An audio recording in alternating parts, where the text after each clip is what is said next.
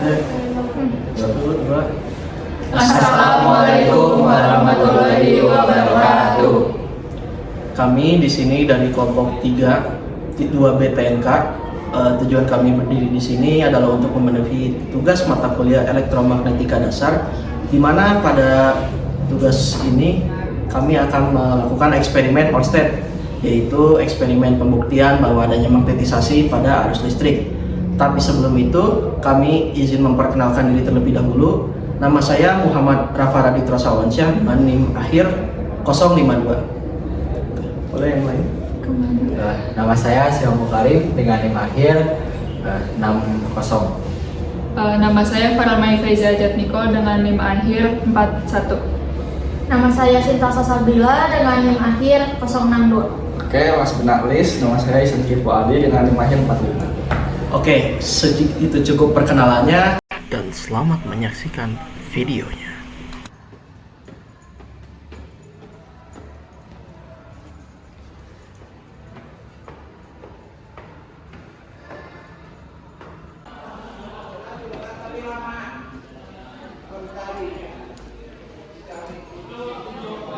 Waduh, jam segini nih biasanya udah penuh nih kelas. Kosong ya ternyata. Tumben banget. Apa ada pengumuman ya? Oh alah, ternyata ibunya emang berhalangan hadir. Teruslah, nonton videonya di sini aja. Halo teman-teman, pernahkah kalian bertanya-tanya bagaimana listrik dan magnet saling berhubungan? Nah, hari ini kita akan belajar tentang fenomena Ørsted, sebuah penemuan yang menjadi dasar ilmu elektromagnetisasi. Fenomena Ørsted ditemukan oleh ilmuwan Denmark Hans Christian Ørsted pada tahun 1820. Ketika itu, ia menemukan bahwa arus listrik yang mengalir pada kawat bisa mempengaruhi jarum kompas. Wah, menarik bukan? Saat arus listrik dialiri melalui kawat, ternyata di sekitar kawat tersebut muncul medan magnet. Ini menunjukkan hubungan langsung antara listrik dan magnetisasi. Sekarang, coba bayangkan, kita melakukan eksperimen seperti ini. Kita punya baterai, sebuah kawat, dan kompas. Ketika arus listrik mengalir melalui kawat, jarum kompas akan bergerak. Kenapa bisa begitu? Karena arus listrik menciptakan magnet di sekitar kawat. Medan magnet ini berbentuk lingkaran yang mengelilingi kawat sesuai dengan aturan tangan kanan ataupun kaidah tangan kanan. Nah, sekarang kalian tahu kaidah tangan kanan kayak gimana? Yuk kita bahas. Nah, kaidah tangan kanan tuh gampang banget loh. Anggap jempol menunjukkan arah arus listrik, maka jari-jari yang melingkar menunjukkan arah medan magnet. Jadi, kalau arusnya dibalik, maka medan magnet juga akan berbalik. Nah, kalian udah tahu kan sekarang kayak gimana? Coba praktekkan aturan ini atau kaidah ini di rumah. Tapi hati-hati ya, gunakan alat yang aman. Penemuan Ørsted ini membuka jalan untuk teknologi modern seperti motor listrik, generator, hingga peralatan elektronik yang kita gunakan sehari-hari. Luar biasa bukan? Jadi itu teman-teman penjelasan mengenai fenomena Ørsted. Dengan memahaminya, kita bisa lebih menghargai teknologi yang ada di sekitar kita. Sampai jumpa di pelajaran berikutnya dan terus semangat belajar. Dadah!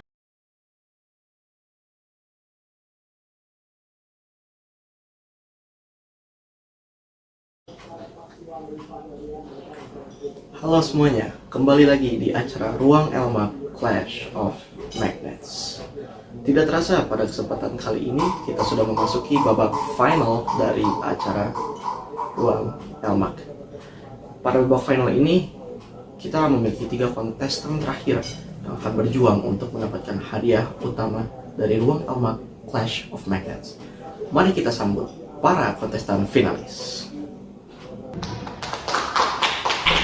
Lah, kok mirip? Jujur gue gak nyangka banget bisa nyampe titik ini. Semoga perjuangan gue bisa ngalahin semuanya, berhasil ya. Gitu aja.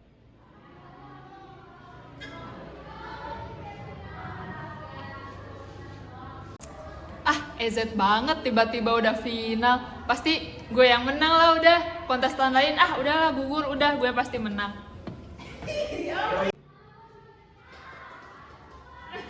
Jujur nggak nyangka sih masuk sini, soalnya kayak gue tuh dipaksa sama MC. Dah, sesuai skrip, baca sesuai skrip. Dipaksa sama Pada babak final kali ini, para kontestan diberikan 5 butir soal yang berhubungan dengan elektrisasi dan magnetisasi. Kelima soal tersebut dibuat langsung oleh Profesor Dr. Ihsan Rizky Fuadi dan juga Profesor Dr. Sinta Salsabila. Selagi para kontestan mengajarkan soal-soal tersebut, mari kita masuk ke pembahasan dari soal-soalnya.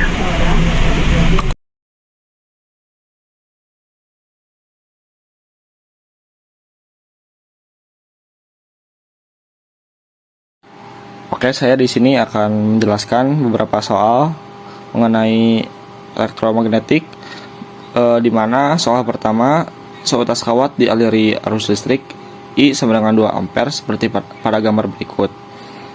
Pertanyaannya, tentukan A besar dan arah induksi magnet di titik P, B besar dan arah induksi magnet di titik Q. Oke, untuk menyelesaikan soal tersebut bisa menggunakan rumus B sama dengan mu0, yaitu permeabilitas yang besarannya yaitu 4pi dikali 10 pangkat min 7 dikali arus per 2pi dikali A, di mana A tersebut merupakan jarak dari titik ke kawat. Oke, langsung saja untuk yang A pada titik P, B sama dengan 4pi dikali 10 pangkat min 7 dikali 2. 2 tersebut didapat dari arus yang diketahui per 2pi dikali 2, di mana jarak dari titik P ke kawat sepanjang 2 meter. Kita langsung saja, 4pi bisa dicoret dengan 2pi menghasilkan 2. 2 dicoret dengan 2 yaitu 1. Jadi hasil akhirnya yaitu 2 kali 10 pangkat min 7 T atau Tesla. Dan arahnya itu keluar dari bidang, dimana jika menggunakan kaidah tangan kanan, arah arus listrik yang mengalir itu lurus. Jadi ibaratnya arah induksi magnetnya mengikuti jari-jari tangan kanan kita. Jadi makanya arahnya keluar dari bidang. Dan untuk yang B pada titik Q, B sama dengan 4pi dikali 2 dikali 10 pangkat min 7. Nah, per 2pi dikali 1 tersebut merupakan jarak dari titik Q ke kawat. Jadi 4pi bisa dicoret dengan 2pi menghasilkan 2, dan tidak ada yang bisa dicoret lagi. Jadi pada akhirnya hasilnya yaitu 4 dikali 10 pangkat min 7 T, dan arahnya itu masuk pada bidang.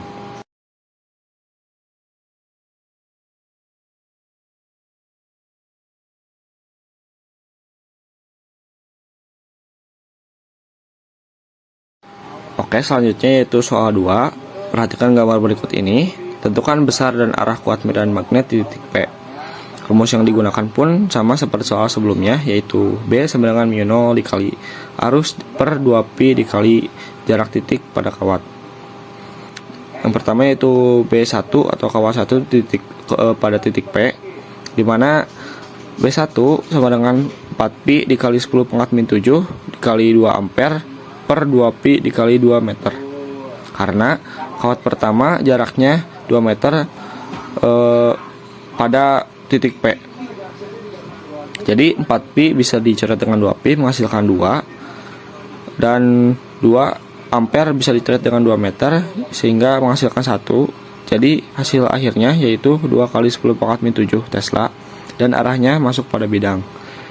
Dan untuk pada kawat yang kedua, B2 sama dengan 4pi dikali 10 pangkat min 7 dikali 2 ampere per 2pi dikali 4 meter. Karena dari titik P ke kawat B jaraknya yaitu 4 meter. Jadi 4 bisa dibagi dengan 4 menghasilkan pi di atasnya, dan 2 bisa dibagi dengan 2 menghasilkan pi di bawah. Jadi terdapat 1 pi masing-masing dari pembilangan dan penyebut bisa dicoret juga, sehingga pada akhirnya hasilnya adalah 1 dikali 10 pangkat min 7 Tesla, dan arahnya keluar pada bidang. Dan untuk BP-nya atau medan magnet di titik P. Jadi B1 dikurangi B2 karena B1 mempunyai nilai yang lebih besar dibanding B2. Jadi 2 kali 10 pangkat min 7 Tesla dikurangi 1 kali 10 pangkat min 7 Tesla menghasilkan 1 kali 10 pangkat min 7 Tesla. Dan arahnya masuk pada bidang karena medan magnet yang besar yaitu 2 kali 10 pangkat min 7 Tesla, arahnya masuk pada bidang.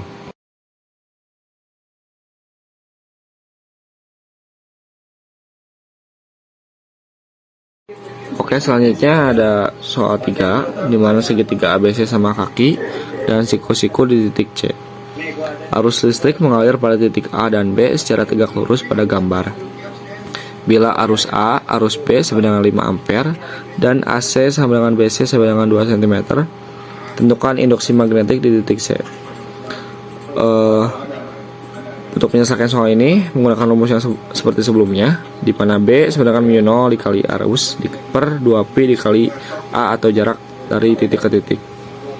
Karena arus A dan arus B sama-sama mempunyai 5 ampere, jadi kita cukup perlu menyelesaikan salah satunya saja dengan cara BA sama dengan BB sama dengan 4pi dikali 10 pangkat min 7 dikali 5 ampere per 2pi dikali 2 kali 10 pangkat min 2. Dari mana 2 kali 10 pangkat min 2? Dari jarak dari titik A ke C dan titik B ke C, karena keduanya mempunyai 2 cm atau 2 kali 10 pangkat min 2. Nah, 4pi bisa dicoret dengan 2pi menghasilkan 2, dan 2 tersebut bisa dicoret juga dengan 2.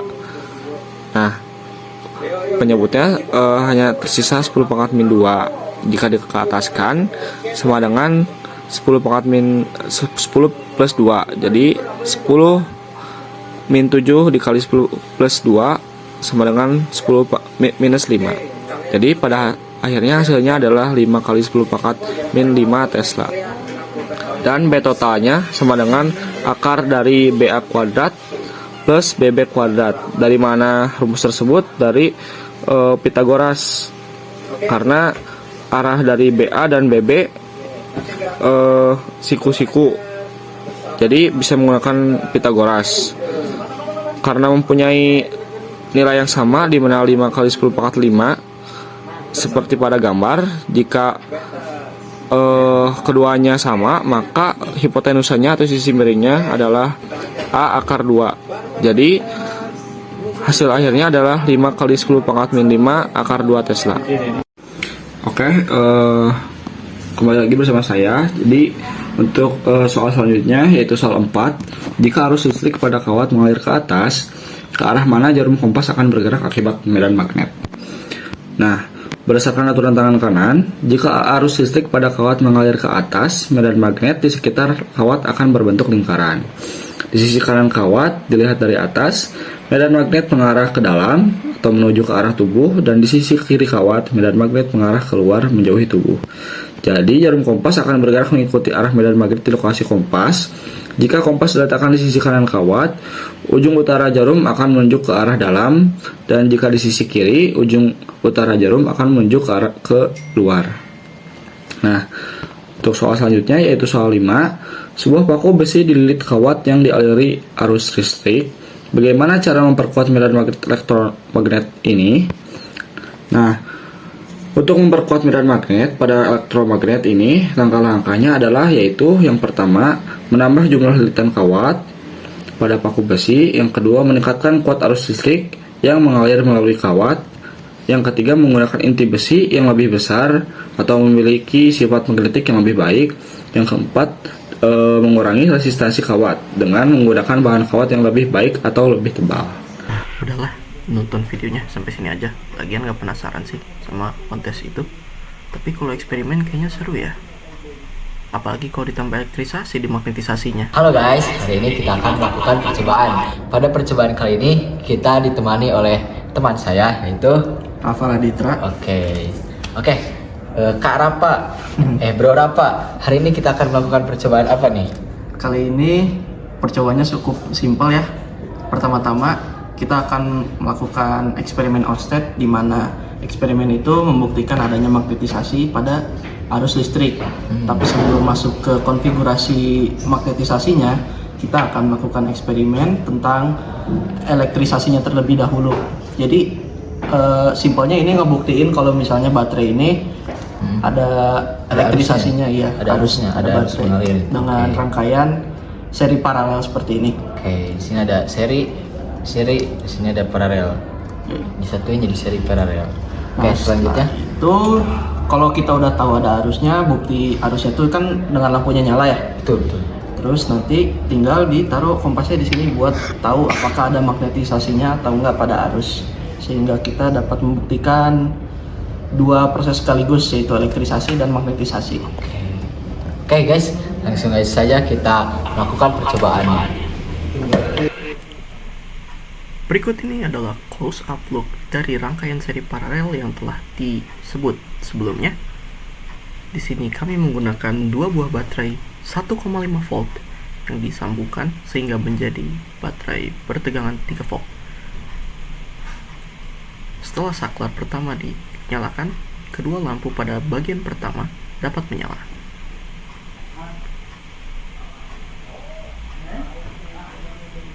Selanjutnya, kita matikan dan nyalakan saklar pada bagian kedua dan ketiga. Lampu pada bagian kedua dan ketiga dapat menyala dengan baik dan jauh lebih terang dari dua lampu pertama di saklar 1.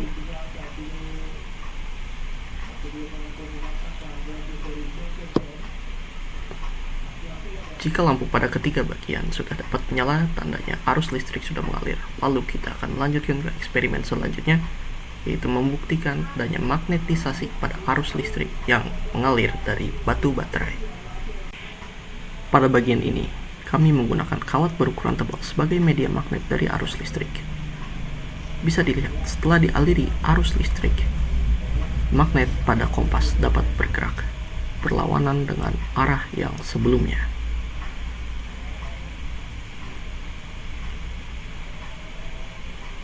Selanjutnya, kami akan menggunakan polaritas yang berbeda dari sebelumnya, tapi tetap menggunakan kawat yang berukuran sama. Dan magnet dapat bergerak, tapi arahnya berlawanan dengan yang sebelumnya. Hal ini membuktikan bahwa aturan kaidah tangan kanan merupakan teori yang nyata. Pada bagian ini, kami menggunakan kawat yang jauh lebih tipis sebagai media magnetnya. Apakah pengaruhnya akan tetap sama? Dan ternyata tetap sama. Tapi media magnet yang semakin tipis akan memiliki medan magnet yang jauh lebih lemah daripada media magnet yang tebal. Dan selanjutnya juga kami akan menggunakan arah sebaliknya. Dan ternyata tetap sama. Arah yang dihasilkan juga tetap sama pada percobaan menggunakan kawat yang tebal. Mungkin cukup sekian video dari kelompok kami. Terima kasih yang sudah memperhatikan sampai bagian akhir. Sekian, wassalamualaikum warahmatullahi wabarakatuh.